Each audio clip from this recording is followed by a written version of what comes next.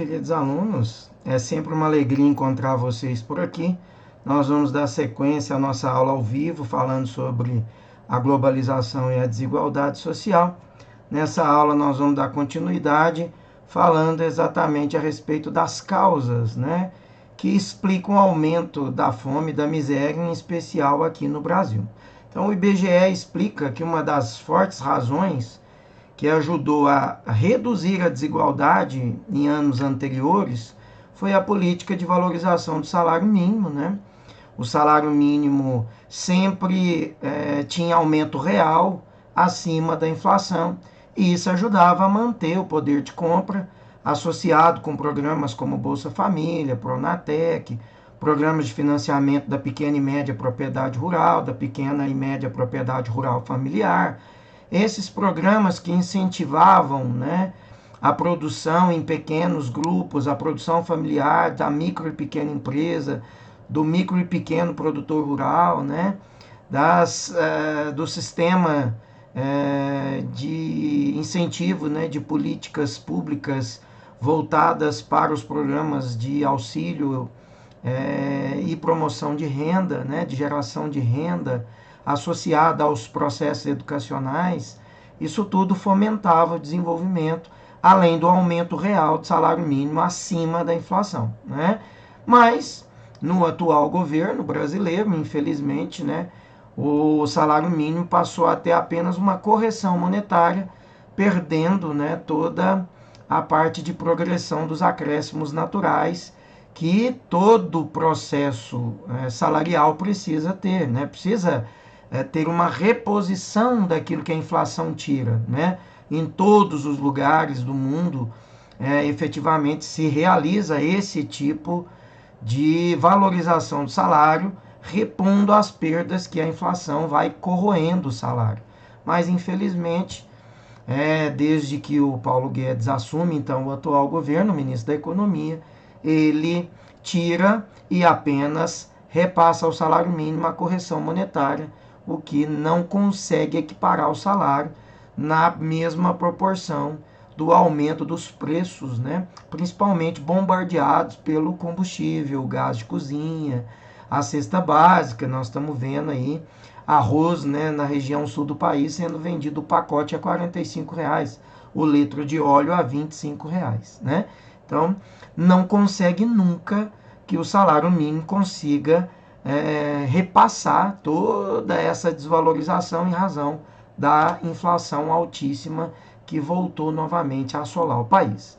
Então, o presidente aí da República e o ministro Paulo Guedes, eles apresentaram no dia 5/11 do ano passado um pacote de propostas aí, né, para reduzir significativamente o papel do Estado na economia. E nós sabemos, né, gente, que a política neoliberal, que incentiva esse Estado mínimo, que reduz o papel do Estado na economia, ele é bom para a classe alta. Essa política neoliberal, ela vai sempre promover renda para quem já tem renda, né, para as pessoas da classe alta, né, mas a classe média e baixa, ela vai sendo achatada cada vez mais com essa redução do papel do Estado, sobretudo os mais pobres, os famintos, os miseráveis, porque isso vai dobrar o número de famintos, como nós vimos essa semana, né? No dia 25 de setembro, né? É bom dar a data, né, para que vocês se situem. Então, dia 25 de setembro, nós tivemos aí a reportagem da proporção que a fome voltou a assolar o Brasil, né? E a própria reportagem da Folha, do Estadão e também no Jornal Nacional apontou que não está ligado à pandemia.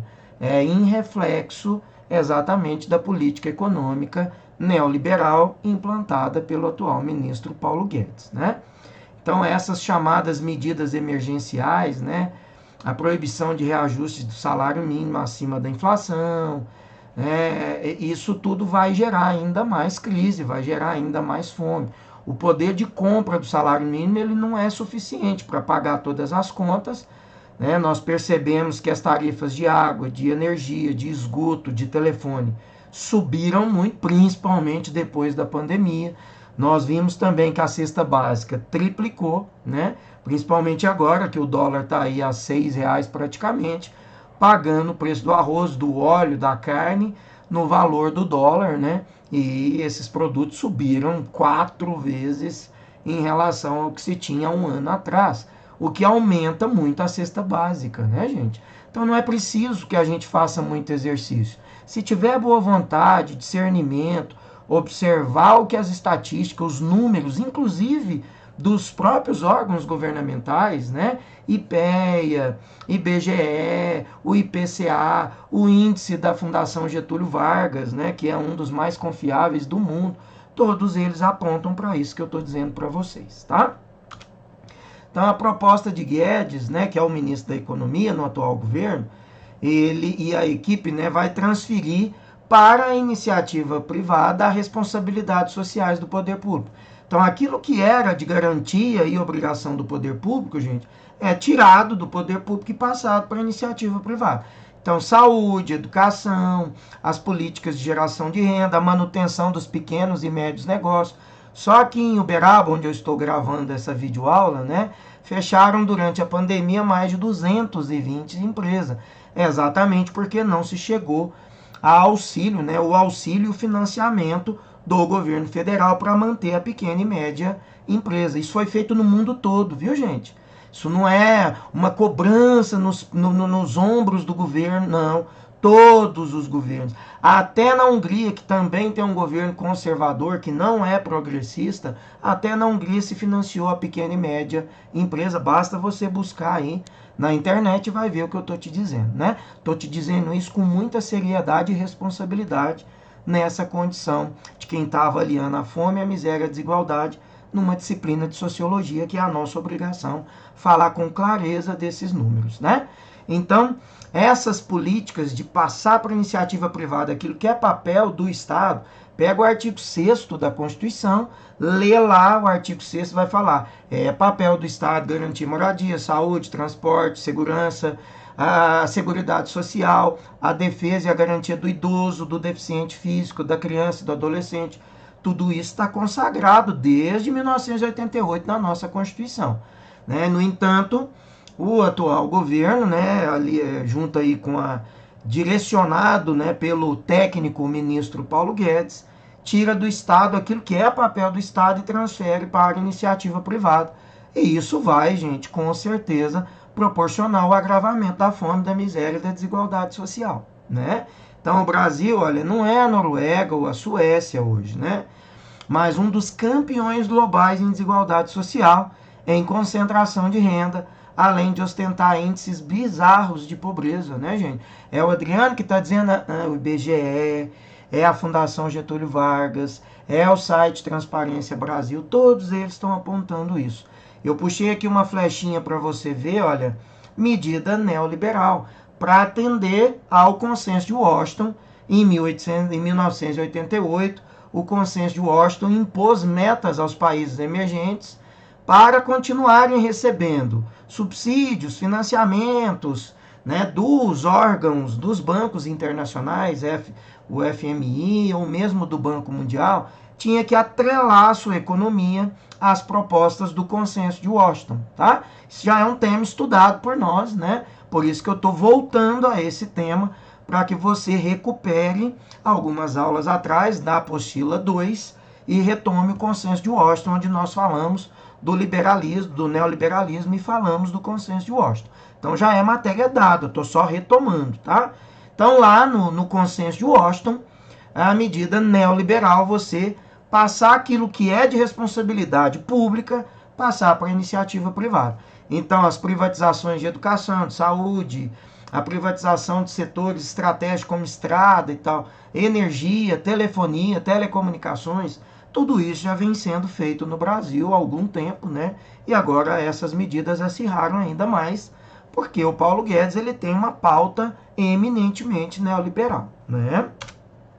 Então o Brasil deveria avançar, né, por exemplo, com a reforma tributária, garantindo a redução, né, em preços específicos. Vamos pegar um exemplo, ó, esse apagador, se eu reduzir o preço do apagador, do arroz, do feijão, daquilo que é bens de consumo, eu tendo a aumentar o consumo daqueles produtos, isso vai gerar mais dinheiro circulando, né? A produção, né, taxada, né, a alta renda, o patrimônio de bilionários e de milionários sendo taxados.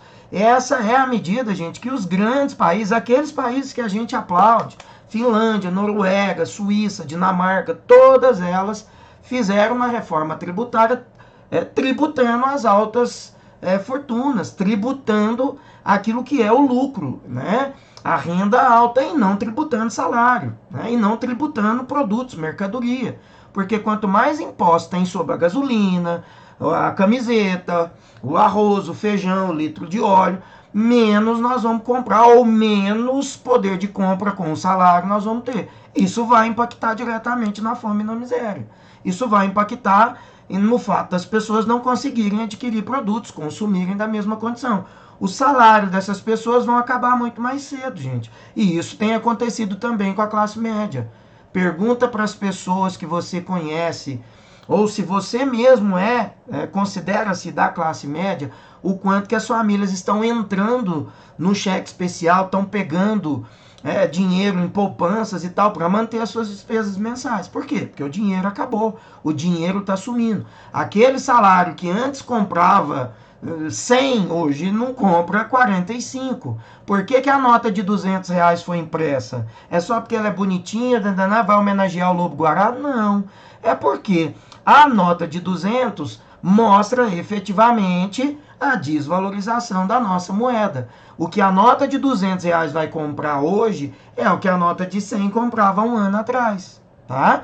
Isso é claro, além de outros problemas, né? Há outras necessidades que a nota de 200 tem, mas eu não vou entrar nessas questões.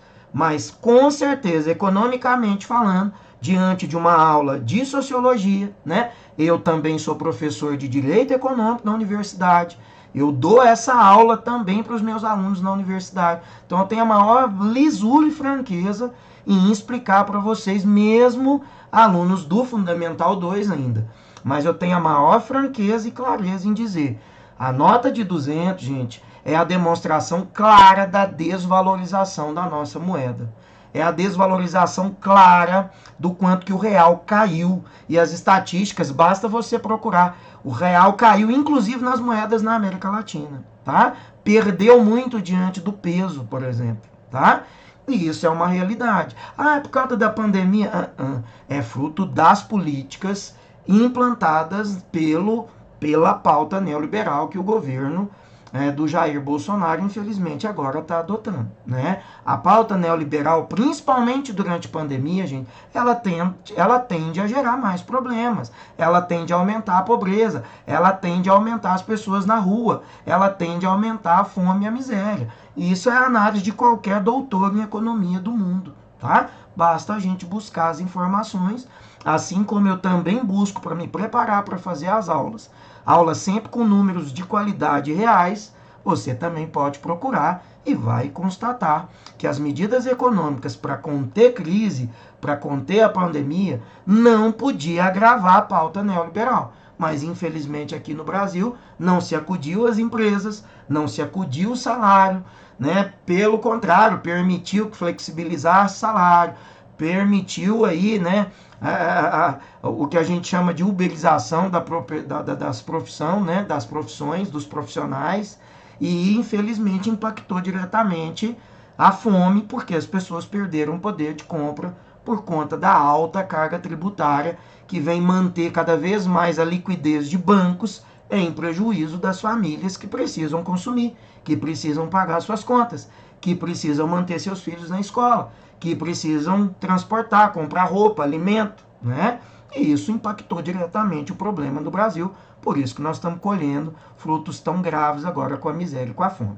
Então hoje nós vivemos no Brasil o que em sociologia a gente vai chamar de Robin Hood à avessa, porque você tira do mais pobre, né, para garantir privilégios para os mais ricos, para aqueles que já têm uma condição econômica melhor. Então o Brasil, olha, isso aí é uma frase, gente, que eu retirei exatamente de um dos diretores aí do IBGE, né? Ele vai falar, é um dos países que mais tributa o consumo, como eu disse, o arroz, o feijão, né? A gasolina, é um dos países que mais tributa esse produto, né? Então, pagando muito imposto, a gente paga muitos impostos. E menos tributa a renda, né? Como eu disse, tributar grandes fortunas, tributar quem ganha muito.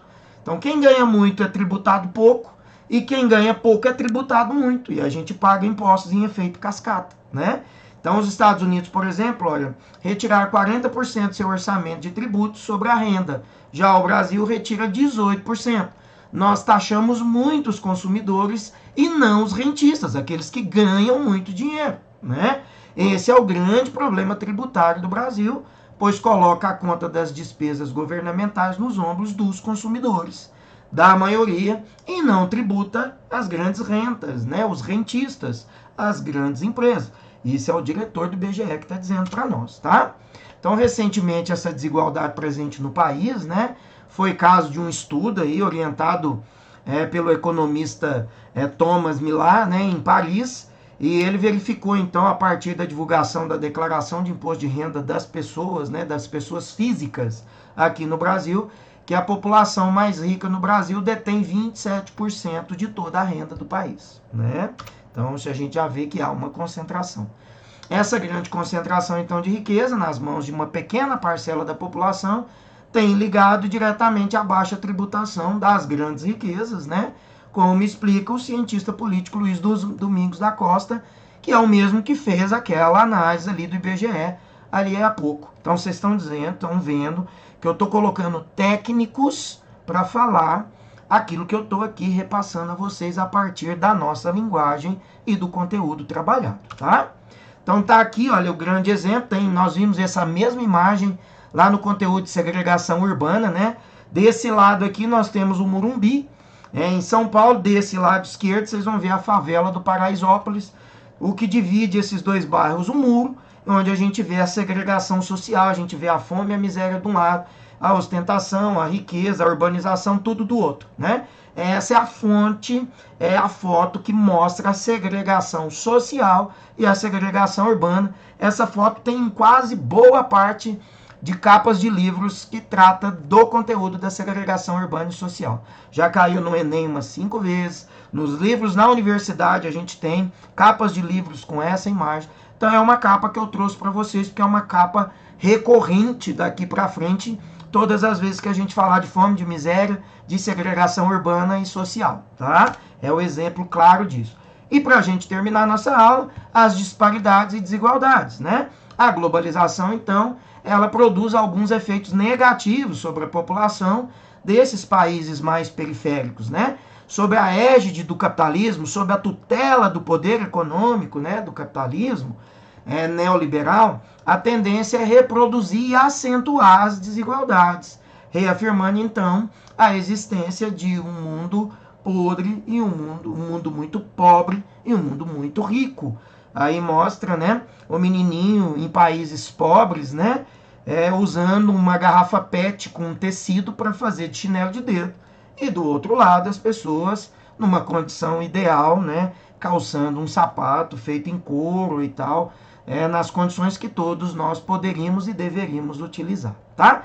Então, as 300 pessoas mais ricas do planeta têm riqueza maior que 3 bilhões, né, dos mais pobres, quase metade da população mundial. Eu já trouxe uma estatística, né, numa dessas aulas atrás, gente, que nós temos países, né, países que concentram renda na Europa, né, que detêm ali uma renda somando 40 países, né, dos mais pobres, não consegue chegar a uma renda, por exemplo, da Grã-Bretanha, né, de países mais ricos na Europa. Tá bom, gente?